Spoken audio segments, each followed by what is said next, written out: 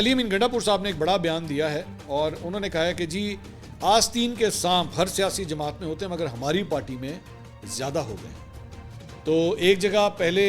شوکت یوسف زئی صاحب نے ایک بیان دیا, انہوں نے کہا جناب 35 غدار ہیں جنہوں نے جا کے ایفیڈیوٹ کے اوپر سائن کیے ہوئے ہیں. یہاں پہ علی امین گنڈا پور صاحب کہہ رہے ہیں کہ جناب آستین کے سانپ ہیں پارٹی کے اندر. ہیں کون, نام کیا ہے, نام کسی کا نہیں لیا, لیکن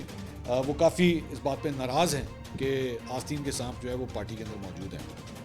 انہوں نے کہا کوئی بھی شخص جو خود کو پارٹی سے منسلک کر لیتا ہے اور پھر بیانات دیتا ہے یا ایسی کوئی حرکت کرتا ہے جس سے پارٹی کو نقصان ہوتا ہے تو وہ آستین کا سانپ ہی کہلاتا ہے.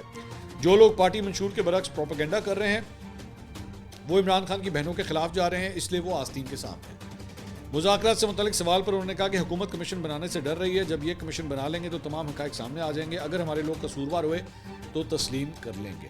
اچھا, لیکن اس میں ایک اور جو انٹرسٹنگ چیز ہے وہ یہ ہے کہ علی امین گنڈا پور کے بھائی فیصل امین گنڈا پور نے علی امین گنڈا پور اور جنید اکبر کی ملاقات کی تصویر جو ہے وہ ٹویٹ کی ہے. اب پوری پارٹی کے اندر جو اور کے پی کے لوگ جو ہے وہ جانتے ہیں کہ دو مختلف دھڑوں سے تعلق رکھتے ہیں, لیکن یہ ایک اچھا سائن گیا ہے پارٹی کے لیے, پاکستان تحریک انصاف کے رینکس اینڈ فائل کے لیے یہ ایک اچھا سائن گیا ہے کہ یہ دونوں رہنما ایک جگہ جا کے بیٹھے ہیں.